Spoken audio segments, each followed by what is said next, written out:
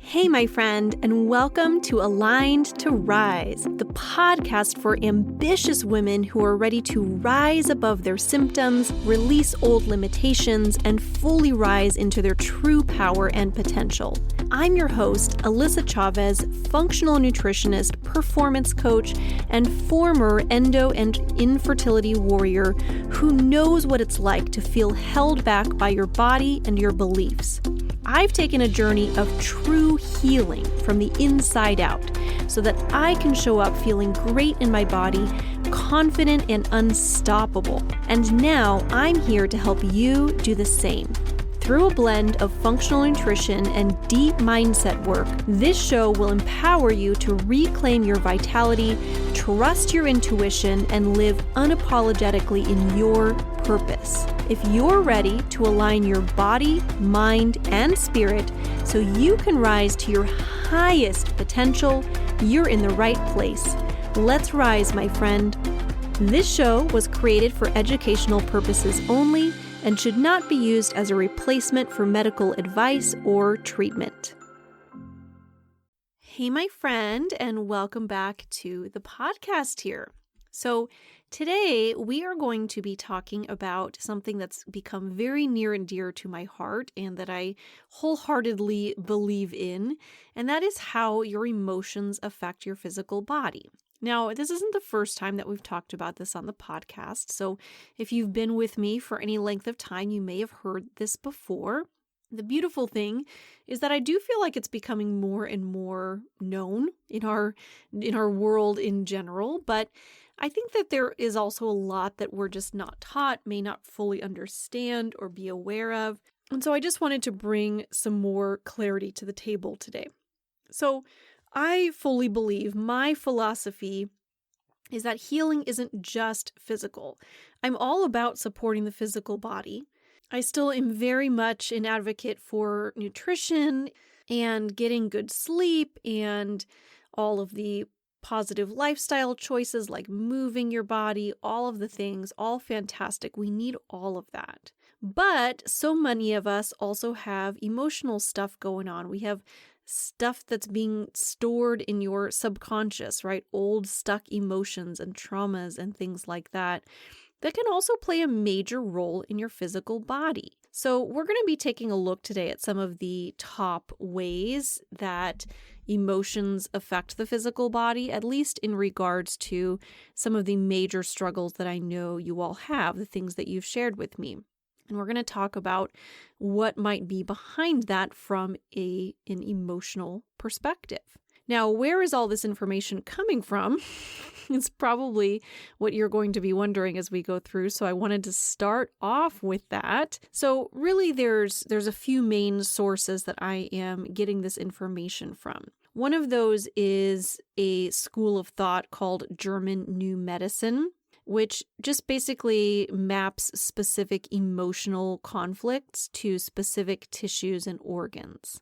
And then there is also, if anyone's familiar with Louise Hay, she is a fantastic thought leader and author, and she really looked into also how thoughts, beliefs, and emotions can manifest physically. So she has a couple of books that are fantastic. You Can Heal Your Body and You Can Heal Your Life, both fantastic books that you can check out. There's many books related to German New Medicine as well. If this is something that's interesting to you, definitely check out some of those resources, because I genuinely believe that the body, there's also a book called The Body Keeps Score, and I fully believe that that is true. Your body can hold on to things that we just may not even be aware of. So I hope this episode will be empowering for you, just knowing that your symptoms aren't random. They are messages, they are invitations, and they are maps towards deeper healing, right? Because I'm all about peeling back the layers and getting to deeper and deeper levels of healing. That has been my journey over the past decade, and that is what I created this podcast for, to share that with all of you. So let's dive in. So we're just going to go kind of piece by piece here as far as I'm going to go through 7 of the major issues that I know so many of you struggle with. and how your emotions can impact that. So, number one that we'll start off with is pelvic pain and painful periods. And I know much of my audience struggles with issues like this. That is one of the big reasons that I have clients coming to work with me, and that's been my history as well. So, what are some of the emotional themes that can cause those painful periods and pelvic pain? One of those is the conflict of losing femininity, or I'm not enough as a woman. It can also look like over responsibility, perfectionism, pressure to hold everything together, unprocessed anger. Louise Hay uses words like anger at yourself or feeling undeserving. So think about, as I'm talking through these pieces, what resonates with you on this? What are some of these pieces that you can let go of in your life that could help to bring relief to your body? Because oftentimes that shows up like chronic pelvic tension, cramping, maybe flaring during times of emotional pressure. Because I so often see women who are really high achieving who tend to just override their needs. They self-sacrifice.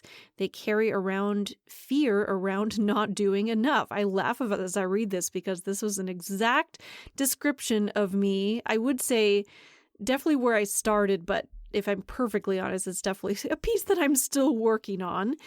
But that can end up showing up as period-related symptoms. So something to definitely take into consideration. Number 2, endometriosis. Emotional themes that can come up surrounding endometriosis can include a deep conflict around identity as a woman, safety in the body, reproductive fears, long-standing resentment, stored trauma, oftentimes, not always, but it can be related even to sexual trauma, unresolved emotional invasion conflicts, right, which can be territorial sexual conflicts like I had mentioned, feeling like you have to harden or protect yourself, some of the ways that can present emotionally. And that can show up as lesions reflecting chronic cyclical stress signals and pain flares during periods of emotional overwhelm. So inflammation increases when the nervous system is dysregulated. Emotional conflicts can end up leading to chronic sympathetic nervous system activation, or that kind of stuck in fight or flight mode, which can end up leading to worsened endometriosis symptoms. Super interesting. Number 3, let's take a look at infertility. Emotional themes that can come up behind infertility. I only laugh because, goodness, there's a lot of emotions that can come up around infertility, but some of the major things that I was finding as I was digging through the resources that I have on these issues were deep grief, fear of disappointment, pressure to perform or get it right. In German New Medicine, they talk about the biological conflict of nesting, not feeling safe to bring in a baby, or I need more support before it's safe. Louise Hay talks about beliefs around not being creative or expressive enough or feeling blocked in some capacity. Super interesting, the things that come up. So again, as I'm talking through these pieces, just see what resonates with you, what could be true for you. And I wanted to take a quick pause here to even insert a little bit of my own experience. So in the work that I have been training to do throughout this year and have been experiencing for myself, some of what we explore is stuck emotions and things like I had mentioned, but along the way, it's looking at where those emotions and even limiting beliefs and things may have come from initially. And that can lead back to childhood. Oftentimes, these emotions, limiting beliefs, things like that were created before the age of 7. So it can be very early in life. And It also can even come from past lives or generations before you. And I know not everybody believes in this stuff, but I do. And so I'm going to share. If this is not for you, feel free to ignore and continue on through the episode. But I just wanted to share my experience because it was super powerful. So as I was going through this process of exploring emotions, I ended up connecting at that time with, when I was still in my infertility journey, connecting with a generational trauma that had happened when my mom was given up for adoption as a baby. So what I was connecting with was actually the emotion of her biological mother passing her daughter off and the deep sadness and grief that she was feeling around that. And lo and behold, I had been carrying that, 2 generations later, had been carrying that pain and grief inside of me as well. And when I was able to let that go and release that and just take the learnings that I needed from that experience and let go of the rest, I got pregnant a week later. So I don't know. It just seems like, okay, I had not gotten pregnant in 9 years, and then a week after that experience got pregnant naturally. So, you can draw your own conclusion on that, but that was my experience. So some of this stuff, as you're listening to it, it may be, something that you can think of that's happened in your own life where these emotions can come from, but it's also possible that it's coming from generations before you or even past lives, right? If you're into that sort of thing. I totally am. I think it's super interesting. So if you are into all of that as well, you're definitely in the right place. If you're not, that's okay. There's still something there here for you as well. So coming back to that idea of infertility, how that shows up physically in your body, hormonal communication disruptions can happen, nervous system shutdown, gut hormone axis instability. And really what your body needs to know is that your body just needs to feel safe before it's able to create new life. That's the biggest signal that your body needs. All right, moving on to number 4, bloating. So much fun. I feel like probably 80 to 90% of the clients I work with struggle with bloating in some capacity at some point in time. So I think this is important to talk about. Where does that come from? From an emotional perspective. One emotional theme that it can come from is emotional stuffing, right? Just stuffing down the emotions, taking on too much in your life. Maybe feeling invaded or overwhelmed. In German New Medicine, they talk about the indigestible conflict. Things like, I can't process this, I can't digest this emotionally or physically. Louise Hay talks about holding on to old ideas or a fear of letting go that can impact that bloating. Number 5, constipation. So much fun. Again, something I see very, very often in my practice. Emotional themes behind constipation can be a fear of letting go. It can be feeling responsible for everything. In German New Medicine, they talk about a control conflict, inability to release. I can't afford to relax, right? What it looks like physically is your body holding on tightly. Your nerve tone shifts from chronic sympathetic dominance, right? With that fight or flight mode. Slower motility when you're emotionally stressed can be a thing that comes up for people. Number 6, back pain, especially lower back pain, because that's something I certainly hear a lot about. Emotional themes behind that can look like feeling unsupported. That's something that Louise Hay talks about a lot. Carrying heavy emotional burdens. In German New Medicine, they talk about a conflict of self-devaluation. Things like, I can't carry all this, or I'm not strong enough. And you know what? Since I know I have so many high achievers in the audience here, so many of you, and ask me how I know, tend to just hold on to everything for everyone, right? Carrying that emotional load of your family, your work, your health, all of the things. If anyone has seen the movie Encanto, it's a cartoon, but super great movie if you haven't seen it before. There's a song in that movie called, I want to say the song is called Surface Pressure or Pressure or something like that, that one of the sisters sings. And I just really related to that song as I was listening to that. She's basically talking about just carrying the weight of the world on her shoulders and just feeling so much pressure and, really putting that pressure on herself and just feeling like I can't carry all this. I can't do it all. And I know, I feel like I really connected with that. I'm sure many others do as well. So just thought I'd share that little connection. If you haven't seen that movie yet, definitely go check it out. And then last but not least on my list for today, and this is, again, by no means an exhaustive list. If you're really interested in learning more about that, definitely check out those books and resources I mentioned. I will link to those in the show notes for sure.